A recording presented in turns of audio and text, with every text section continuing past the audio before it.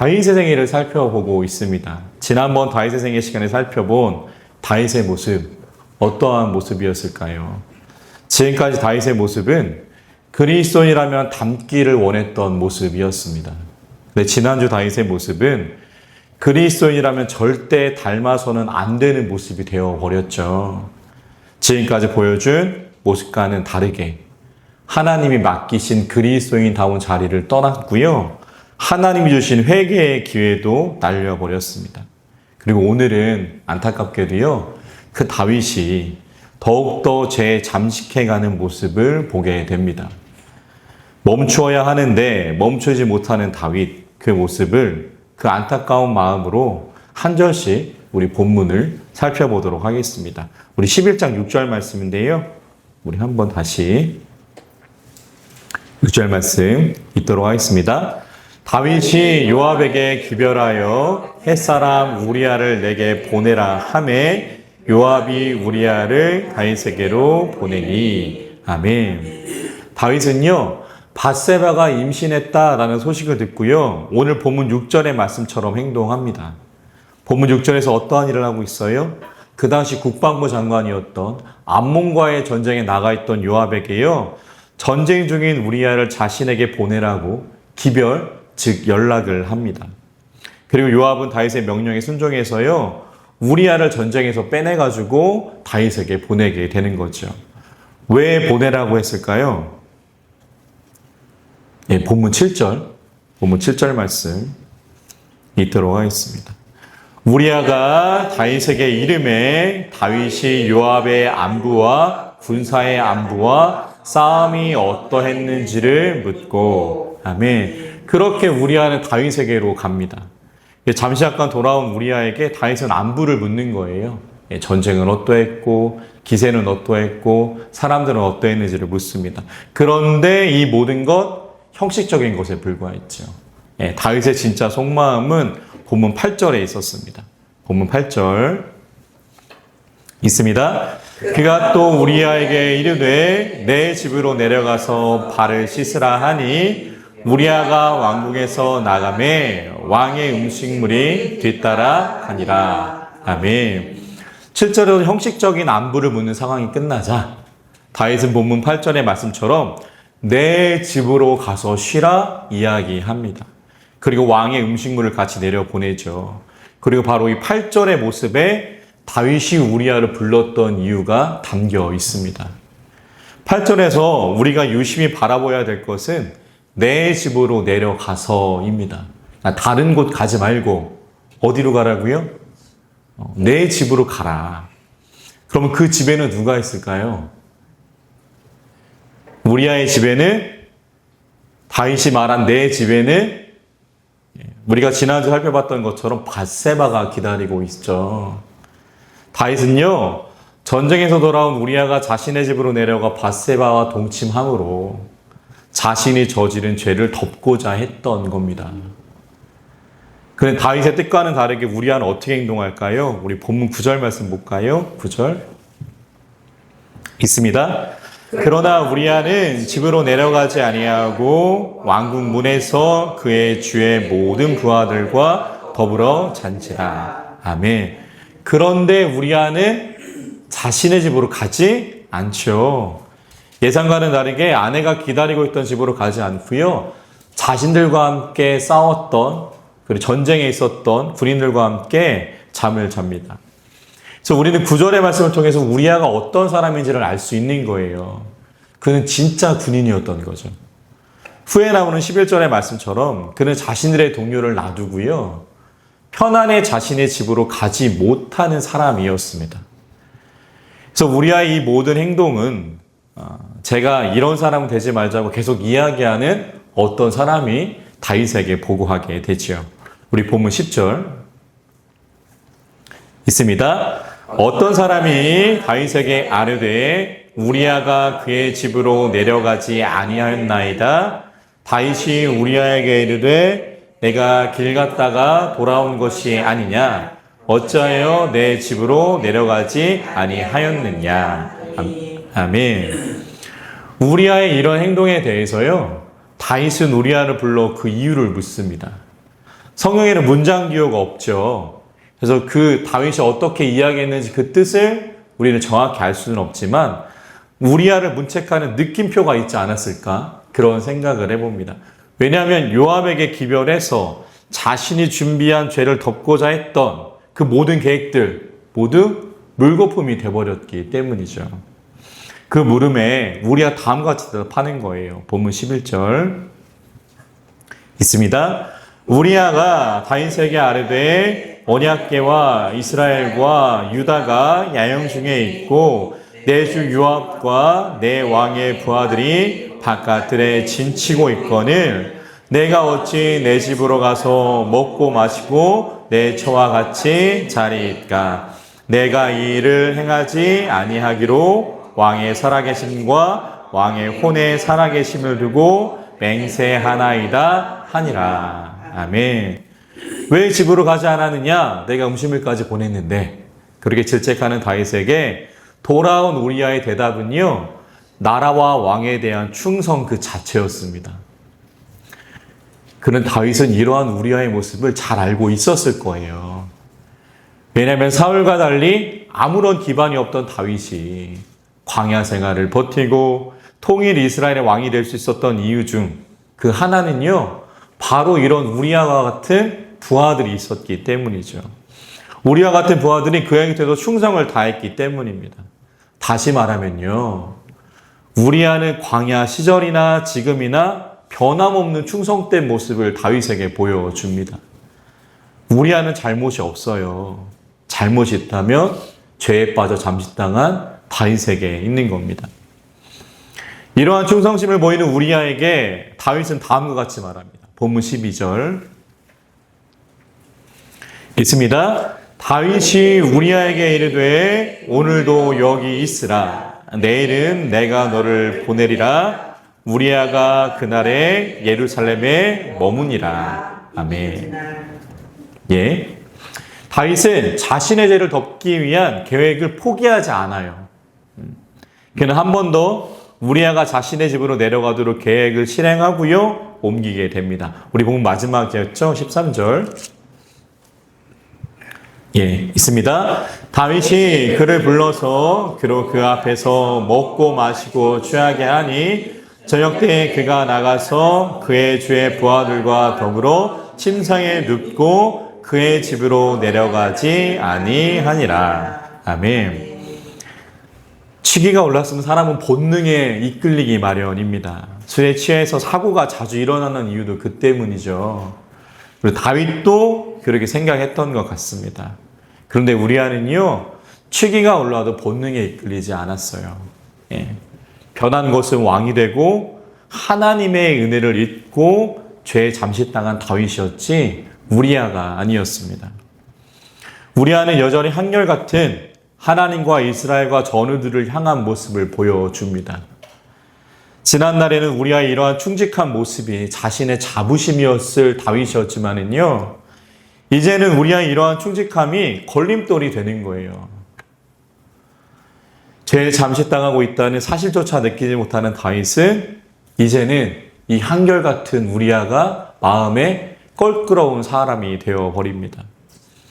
그리고 다음 시간에 살펴볼 것이지만 다윗은 이 일로 인해서 해서는 안 된 일도 벌이게 되지요. 오늘은 그 전인 사무엘하 13절까지의 모습을 살펴봅니다. 사랑하는 성도 여러분, 그렇다면 오늘 말씀을 통해서 하나님은 우리에게 어떠한 이야기를 하실까요?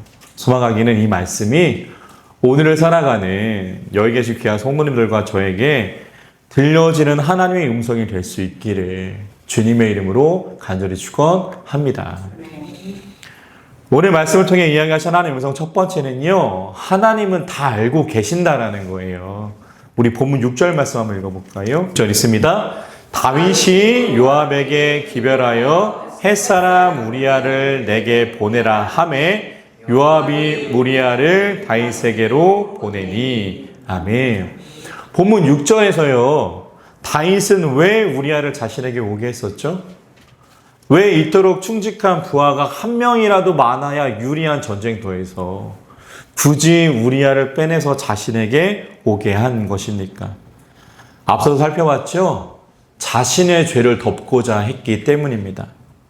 우리아가 자신의 계획대로 아내인 밧세바와 동침한다면요, 과학이 발달하지 않은 요즘과 달리 자신의 죄를 덮을 수 있다고 생각했기 때문이에요. 그러나 우리아는 다윗의 생각대로 행동하지 않았고요, 다윗은 점점 더 많은 죄를 짓게 됩니다. 지금까지 하나님의 살아계심과 역사하심을 나타내는 장본인이었던 다윗이 오늘은 하나님은 다 알고 계시지 못하며 하나님을 속일 수 있다고 생각했던 거예요. 그러나 하나님은 분명 다 알고 계셨고요, 이러한 다윗을 보면서 더욱 마음 아파하셨을 것입니다. 여러분이 사용하는 핸드폰은 어떤 종류실까요? 사과 모양인 핸드폰도 있고요, 구글과 안드로이드를 기반으로 하는 핸드폰도 있습니다. 혹시 이거 아시나요? 저 여러분들이 어떤 핸드폰을 사용하든지 상관없이 위치 기반 공유를 설정해 놓으셨다면요, 여러분이 어디를 가든지 여러분들이 어디에 있는지가 다 공유된다는 겁니다. 어디에 계셨는지도 핸드폰에 다 기록되고 있는 거예요. 그러니까 뉴스나 TV에서 보는 범죄자들이 저지른 그 동선 파악하려고 국가수나 이런 데서 그렇게 핸드폰을 가져다가 굳이 그렇게까지 검사하지 않더라도요, 위치 공유를 설정해 놓기만 하면 저 여러분들이 지난달에 어디에 갔는지 다 핸드폰에 기록되는 겁니다. 여러분들이 오늘 점심은 어디에서 드셨고 저녁은 어디에서 드셨는지 핸드폰이 다 알고 있는 거예요. 이게 얼마나 정확하냐면요, 제가 얼마 전에 식사한 식당 옆에도 비슷한 식당이 있어요. 그러니까 붙어 있는 거죠, 식당이 두 개가. 그런데 제가 식사한 식당을 딱 떠나면요, 식사한 식당의 이름을 정확하게 말하면서 똑같은 식당 거의 비슷하게 붙어 있는데 제가 먹은 식당의 맛 어떠했는지 별을 몇 개 주시겠습니까? 이렇게 정확하게 식당을 구분할 수 있을 정도로 몇 미터의 오차도 없다는 겁니다. 그리고 어디 가서 사진 찍으시잖아요. 그런 핸드폰이 아주 친절하게 말해주죠. 언제 어디서 찍은 것이다. 날짜와 장소까지도 정확하게 알려줍니다. 요즘 세상이 이렇죠. 사랑하는 성도 여러분, 그런데 하나님이 핸드폰 하나만 못할까요? 그분은 정녕 저 여러분들이 어디서 무엇을 하는지 모르는 분이시겠습니까? 다윗은 지난날 자신을 다 알고 계신 하나님이 나의 힘이라고 고백했던 사람이었습니다. 지난날 광야에서 사울왕에게 쫓겼잖아요. 그때 자신의 억울함을 아는 공의의 하나님이 내 힘이다 말하던 다윗이었죠. 자신은 아무런 잘못도 없는데 사울왕에게 쫓길 때 나를 아시는 하나님이 나중에 다 갚아주실 거야 라는 마음이 언제나 다윗 안에 있었습니다. 그런데 지금은 어때요? 그 공의의 하나님이 이제는 계시면 안 되는 거예요. 이제는 계시면 안 되는 상황이 되어버린 겁니다. 하나님 다 아시지 않습니까? 시편의 말씀을 통해서 그렇게 이야기했던 다윗이요, 이제는요, 하나님 다 아시면 안 됩니다. 하나님 계시면 안 됩니다가 되어버린 거예요. 사랑하는 성도 여러분, 하나님이 우리의 마음과 생각을 모두 알고 계심을 믿는다면 우리는 다윗처럼 행동할 수 없습니다. 소망하기는 우리의 모든 것을 알고 계신 하나님, 그 하나님을 기억하시며 나아가는 그리스도인답게 그러므로 우리의 자리를 고수하시는 여기 계신 귀한 성도님들과 제가 되기를 주님의 이름으로 간절히 축원합니다. 핸드폰보다도 우리의 모든 것을 다 아시는 하나님.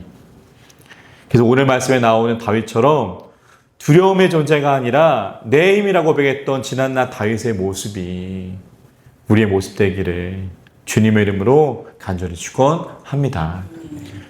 오늘 말씀을 통해서 하나님은요, 이렇게 또 이야기하십니다. 회개의 기회를 놓치지 말아야 된다는 거예요. 우리 지난주 말씀 기억나세요? 하나님께서는 두 번이나 다윗에게 회개의 기회를 주셨습니다. 첫 번째는 밧세바를 보았지만 마음을 돌이킬 기회. 두 번째는 사람을 보내서 내가 봤던 사람이 우리아의 아내라는 것을 알게 되었을 때. 오늘 말씀처럼 그럼 충직한 신하의 아내라면 그는 더욱더 자신의 마음을 멈추고 회개의 기회를 붙잡아야 했죠. 그런데 다윗은 그렇게 하지 못했고요. 오늘 말씀에서도 그 모습이 반복됩니다. 하나님은 다시 한번 다윗에게 회개의 기회를 주시는 거예요. 우리 본문 8절 9절 말씀 볼까요? 8절 9절. 본문 8절 9절입니다. 있습니다.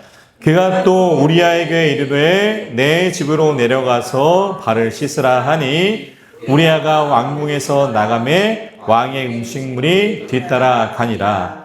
그러나 우리아는 집으로 내려가지 아니하고 왕궁 문에서 그의 주의 모든 부하들과 더불어 잔지라. 아멘. 집으로 내려가라는 자신의 명령에도요, 변함없는 모습으로 우리아는 충성스러운 모습을 보여줍니다. 그리고 이 우리아의 이런 모습을 보고요, 다윗은 이때가 회개의 때임을 알아차렸어야 했어요. 그러나 안타깝게도 그렇게 하지 못했죠. 하나님의 주시는 회개의 길을 놓쳐버린 다윗은요, 참담하기까지 합니다. 그리고 이 다윗의 모습이 때때로 우리의 모습과 같아서 우리도 더욱더 안타까움을 느끼죠. 다들 잘 아시는 것처럼 100년 전에 평양에는 평양 대부흥 운동이 있었죠. 평양 대부흥 운동의 기점은요, 그 당시 평양 기독교계의 거두였던 길선주 목사님의 회개로부터 시작되었습니다. 다들 이 회개 내용도 알고 계실 줄 믿는데요. 간략하게 말씀드리면 이와 같죠. 길선주 목사님이 갑자기 제가 기억은 안 나지만 부흥회인가 예배 때 이런 고백을 하시는 겁니다. 자신을 믿고 자신의 재산을 맡긴 친구의 돈을 내가 착복했다는 거예요. 그리고 그 돈을 이제는 혼자 된 친구의 부인에게 모두 돌려주겠노라. 그분이 예배 시간에 그렇게 말을 한 겁니다. 길선주 목사님은요, 그 당시 장대현 교회의 장로였습니다. 교회의 중직이죠. 그런데 그가 앞서서 다른 사람들 앞에서 자신의 죄를 고백했던 거예요. 근데 이게 생각만큼 쉽지 않습니다. 그런데 길선주 목사님은요, 이 하나님이 허락하신 회개의 기회를 잡은 거예요. 오늘 다윗의 모습과 다르게 길선주 목사님은 그 기회를 놓치지 않았던 겁니다. 그리고 그 일을 계기로 장대원 교회를 중심으로 평양 대부흥 운동이 진행되죠. 조선의 예루살렘이라고 불렸던 평양이 바로 여기서 비롯되는 겁니다. 그 시작은요, 다윗과 같은 지도자의 회개로부터 시작되었습니다. 말씀을 준비하면서요, 다윗도 길선주 목사님처럼 하나님이 주신 회개의 기회를 붙잡으면 얼마나 좋았을까, 이런 생각을 해봅니다. 오늘 말씀의 증언과 같이 우리아가 자신의 집으로 내려가지 않는 그 모습을 보고요, 그 모습에 내 계획이 실패해서 안절부절 못하는 그런 모습이 아니라 그 자리에서 멈추고 회개했더라면 얼마나 좋았을까, 이런 생각을 해보게 되는 거죠. 죄를 가지고 하나님 앞에 정직하게 서는 것은 그래서 이만큼 어려운 일입니다. 그러나 다윗은 그러하지 못했고요. 길선주 목사님은 그 기회를 잡았고, 길선주 목사님의 그 일로 인해서 평양에는 하나님의 나라가 세워져 갑니다. 사랑하는 성도 여러분, 저도 소망해요. 저도 회개의 기회를 놓치지 않기를 소망합니다. 하나님이 주시는 죄를 돌이킬 기회를 꼭 잡으심으로 다윗의 모습이 아니라 평양 대부흥 운동의 기폭제가 되었던 길선주 목사님의 모습이 여기 계신 귀한 성도님들과 제 모습 될 수 있기를 주님의 이름으로 간절히 축원합니다. 마지막으로요, 오늘 말씀을 통해서 하나님은 이렇게 말씀하세요. 죄에 대한 교만을 버려야 한다라고 말이죠. 오늘 본문 말씀에 나오는 다윗의 모습을 보면은요, 죄는 점점 퍼져나감을 알게 됩니다. 처음 다윗의 죄를 알았던 사람은요, 다윗, 밧세바, 그리고 밧세바를 부르러 갔던 사람들, 그 정도뿐이었을 거예요. 네, 오늘 본문에서는요, 그 다윗의 죄를 알고 있는 사람들이 점점 많아지게 됩니다. 요압도 알았을 거고요. 그 우리야도 점점점 느끼게 되는 거죠. 이러한 죄의 모습에 대해서 고린도전서 5장에서 사도 바울 다음과 같이 이야기해요. 우리 말씀 찾아볼까요? 고린도전서 5장 6절 7절. 네, 두 절의 말씀이 있습니다. 너희가 자랑하는 것이 옳지 아니하로다. 적은 누룩이 온 덩어리에 퍼지는 것을 알지 못하느냐. 너희는 누룩 없는 자인데 새 덩어리가 되기 위하여 묵은 누룩을 내버리라. 우리의 유월절 양 곧 그리스도께서 희생되셨느니라. 아멘. 사도 바울이 방금 읽었던 고린도전서의 말씀을 통해서 이야기하는 것이 무엇이에요? 죄의 모습이 이렇다라는 거죠. 죄는 누룩과 같이 퍼져나간다는 겁니다. 누룩은 작지만 반죽을 집어삼키죠. 죄가 바로 이 모습이라는 겁니다. 깨끗한 물에 잉크가 떨어졌을 때 그 잉크를 제거하는 가장 효과적인 방법이 뭘까요? 떨어진 잉크가 보이지 않도록 젓는 걸까요? 물 타야 될까요? 가장 효과적인 방법은요, 잉크가 떨어진 곳에 물을 퍼내는 겁니다. 가장 좋은 방법은요, 그 물을 버리고 새로운 물을 떠오는 거예요. 옷에 잉크가 묻었을 때는 어떻게 해야 될까요? 대충 물로 씻었다가는 세탁소 가야 됩니다. 옷에 잉크가 묻었을 때 가장 좋은 방법은요, 최대한 빨리 그 옷에 그 얼룩을, 잉크를 제거하는 겁니다. 세탁하는 거예요. 죄의 속성도 이와 같다는 거죠. 누룩처럼, 잉크처럼 퍼지는 것이기 때문에 죄를 이기는 방법은요, 고린도전서 5장 7절의 말씀처럼 우리의 죄값을 치러신 예수 그리스도를 생각하며 죄를 떠나는 것이다. 사도 바울이 고린도전서에서 그렇게 이야기하는 겁니다. 그런데 다윗은 오늘 그렇게 하지 못했죠. 왜냐? 삶에서 승승장구했기 때문입니다. 그래서요, 죄에서도 승승장구할 수 있다고 교만했기 때문이에요. 승승장구하는 내 삶처럼 죄 또한 자신을 제어할 수 있다고, 조정할 수 있다고 다윗은 생각한 겁니다. 그런데 그래서 다윗은요, 우리아를 끌어들이고 우리아를 자신의 집으로 내려보게 해서 그렇게 자신의 계획이 성공할 줄 알았습니다. 근데 결과는 어땠죠? 다윗의 마음대로 되었나요? 사람은요, 절대로 죄를 제어하지 못합니다. 인간은요, 죄를 조종할 수 없어요. 우리는 죄를 이길 수 없습니다. 죄의 문제를 해결하실 분은요, 우리가 아니라요, 사도 바울의 고백대로 우리의 죄값을 치러주신 예수 그리스도 밖에는 없습니다. 죄는, 사단은 그렇게 호락호락하거나 만만하지 않습니다. 아담부터 지금까지 수많은 시간을 죄의 전문가들로 살아왔기 때문에 예수 그리스도가 아니라면 그들을 이길 수도 없고 조종할 수도 없습니다. 그러므로 사랑하는 성도 여러분, 겸손함으로 죄를 대해야 합니다. 죄 앞에 하나님을 먼저 두십시오. 내가 먼저 두어서 죄를 이리저리 움직일 수 있다고 생각하는 것이 아니라 죄 앞에 하나님, 예수 그리스도를 먼저 둠으로 말미암아 죄에 대한 교만의 자리를 떠날 수 있는 우리가 될 수 있기를 주님의 이름으로 간절히 축원합니다. 오늘 본문이었던 사무엘하의 말씀을 정리해 보겠습니다. 오늘 말씀에서 다윗은요, 공의의 하나님을 잃어버립니다.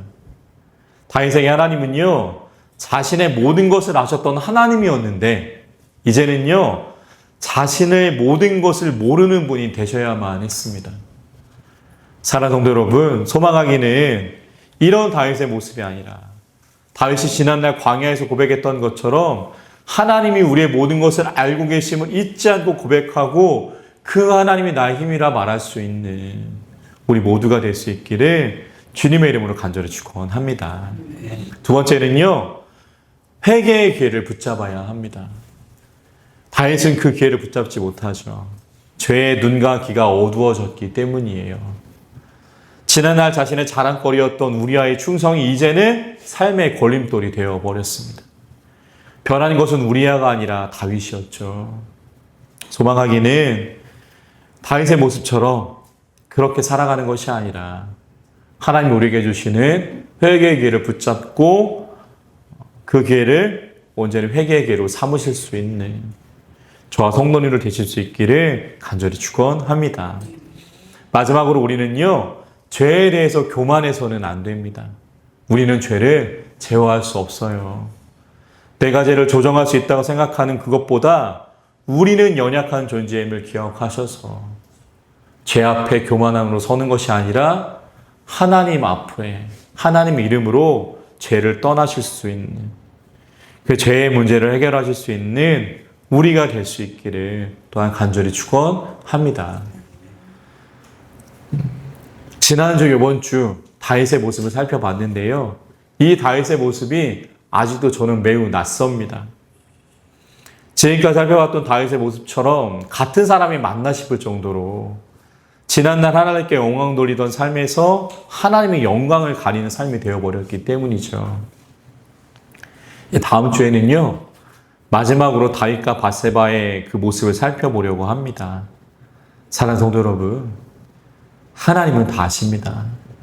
그리고 회개의 기회를 붙잡아야 합니다. 그리고 제 앞에 교만해서는 안 됩니다. 이 사실을 기억하고 남은 3일도 살아갈 수 있는 우리 모두가 될 수 있기를 주님의 이름으로 간절히 축원합니다.